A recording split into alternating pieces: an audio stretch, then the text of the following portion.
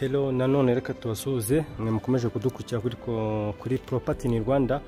Niba ari ubwa mbageze hano reka nongeye kuguha ikaze kandi ngusanga ariko ukanda subscribe na like ndetse na comment, unabisangije inshuti zawe ntago ari bibi. So uyu munsi rero turano bita Remera hazwi nka Godiyari, ahantu ari quartier nziza shyashya dukomeje bazanira inzu nziza zigurishwa. Uyu munsi rero twaje uyu munsi kuza kubereka iyi nzu iri kugurishwa miliyoni 90. Inzu nziza nini cyane y'umuryango ifite ibyumba 5, toilette 3, salon na salle à manger, ikagira igikoni mu nzu no hanze, ikajya ni parking mubona imodoka 3. Ahantu hanini inzu yisanzuye, muri kubona parking 3 hano zajyamo, akajya na jardin nziza hariya uko mwagiye munaza kubibona. So ni nziza cyane rero wakishima kugura kuri miliyoni 90 ukaza ukabasha kugura iyi nzu. Ku yandi makuru ushobora kureba hasi detail mba nashyizeho, ukaza kugenda ureba amakuru y'iyi nzu ndetse na contact ushobora kumpamagara nkakugeza kuri iyi nzu. So reka mbatambagize rero mbereke ukuntu imbere y'iyi nzu hameze n'ubwiza bwayo, dukomeze tugendane murakoze. Ubwo rero reka none turebe imbere ukuntu ubwiza bwayo bumeze. Ukiva hano muri parking utawinjira hano ku masikariye kazamuka hano, izi ni ku masikariye hano imbere wana decoration y'indabo hari ya jardin, ukahita winjira hano. Aha rero ni hano nka balcon, hano ushobora kuhashyira intebe ugashyira hano ukategura. Hano muri kubona neza ushobora gutegura intebe hano nka muri balcony, ugashyira intebe ahantu wakicara hanze yo kuri balcon. Noneho reka turebe mu nzu imbere, twinjire tuhera muri muri sitting room cyangwa se muri salon uko muri kubibona. Iyi ni salon yayo uko munaza kubibona. Ino nzu ni inzu nini kuri famille iragutse, ibyumba 5, toilette 3, salon na salle à manger n'igikoni na negisi hanze z'umukozi. Ni inzu nini nkuko mwagiye mubibona kandi murakomeza kubibona. Ukivana muri salon cyangwa sitting room urahita uza hano komeze muri salle à manger. Uri kubibona salle à manger ngiyi, iyi ni salle à manger.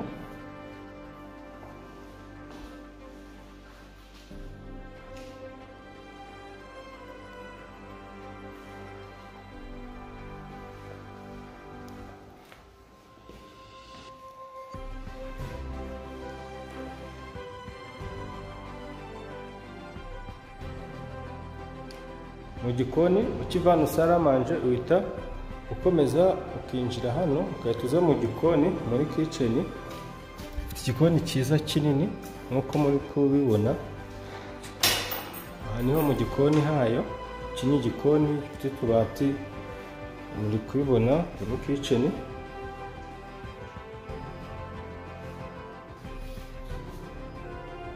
Igikoni ikagira igikoni cyo mu nzu ndetse n'icyo hanze uko ndabikwereka hano. Iyo uje ahangaha uraza ukatujya mu gikoni cyo hanze ngiki, uko icyo hanze kizaba kiri hano n'icyo mu nzu murabona ko birateganye.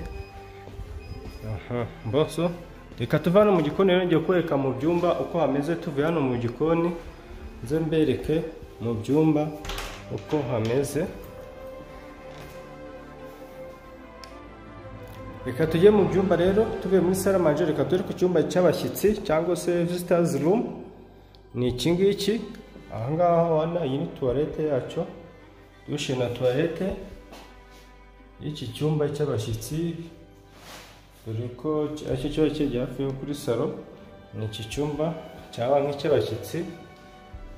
Iki cyumba kinini gifite na wardrobe nkuko mubibona rero. Iki ni cyumba cy'abashyitsi gifite n'akabati garde-robe. Iki ni cyo cyumba cya visitors room. Okay, cyumba cy'abashyitsi ni iki.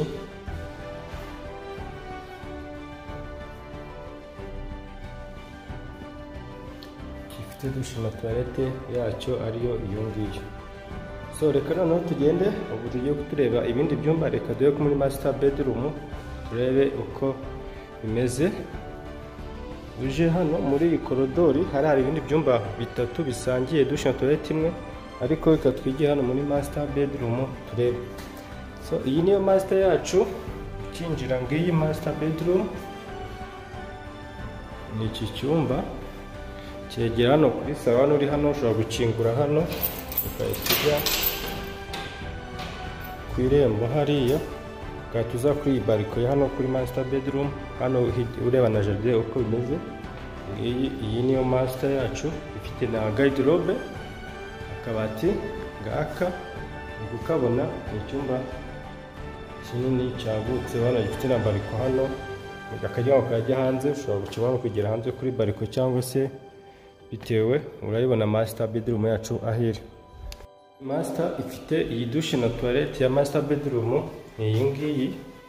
Iyi ni douche na toilette hano byo kuri master bedroom.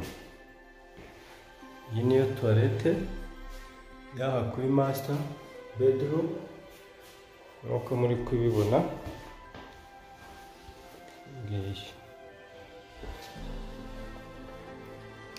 Hano rero reka noneho turebe ibindi byumba bisigaye bitatu biri shared cyangwa se bisangiye douche na toilette.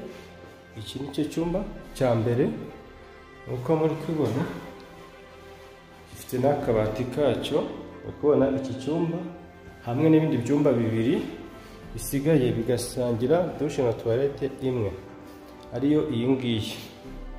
Iyi douche na toilette isangiwe n'ibyumba bitatu, aribyo ndi kubereka hano uko muri kubibona. Iki ni icyumba cya kabiri mu byumba bitatu bisangira douche na toilette. Ibyumba ni binini nk'uko muri kubibona, ntacyo bibaye rwose. Iki ni icyumba cya kabiri mu byumba biri hano bisangiye iyi douche na toilette imwe. Iki ni icya gatatu nk'uko muri kubibona. Byose ni ibyumba binini uko mwagiye mubireba, ntacyo bibaye. Ni ibyumba binini rwose bisangiwe na douche na toilette imwe, birayisangiye ari ibyumba bitatu nk'uko mubibona. Iyi koridori ya hano uko bimeze, kiriya ni icyumba kibanza, hagati ni douche na toilette. Iki ni icyumba, n'iki ni icyumba cya gatatu bisangiye hano rero.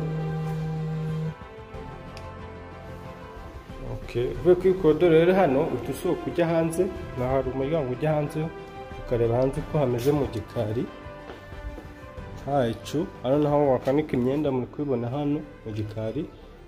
Aha ni urabona ikigega cy'amazi.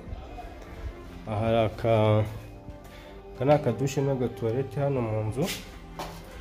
Iyi ni dushe na toilette, ni dushe na toilette hano. Hano hakaba iki ni igikoni cyanze nabiberetse. Aha hari inzu y'umukozi mo hano wakanibisi. Hano ni mu gikari, uhita ukomeza ujya hariya ku irembo nk'uko mwagiye mubona. Naho n'undi muryango naho uhita ujya mu gikoni cyo mu nzu, cyo kiteganye n'iki cyo hanze. Noneho ukomeje hano ruguru naho mu gikari, naho uhita ukomeza ukajya ku irembo. Hirya urabona hano hose ni inzira yo kwanikamo imyenda nk'uko muri kugenda mubibona. Nuko inzu yacu imeze. Aho tunguke ku irembo bereke. Iyi ni inzu nziza rero wakishimira kugura kuri $70,000. Kuri $90,000 ni inzu wakishimira kugura, ukabura waza tukayiguha. Remera Godiyari, ibyumba 5 na toilette 3 nk'uko mwagiye mubireba. Bikamabwire ngo bahaye ikaze. Aho tunguke ku irembo bereke. Iyi ni inzu nziza rero wakishimira kugura kuri $70,000. Kuri $90,000 ni inzu wakishimira kugura, ukabura waza tukayiguha. Remera Godiyari, ibyumba 5 na toilette 3 nk'uko mwagiye mubireba. Bikamabwire ngo bahaye ikaze.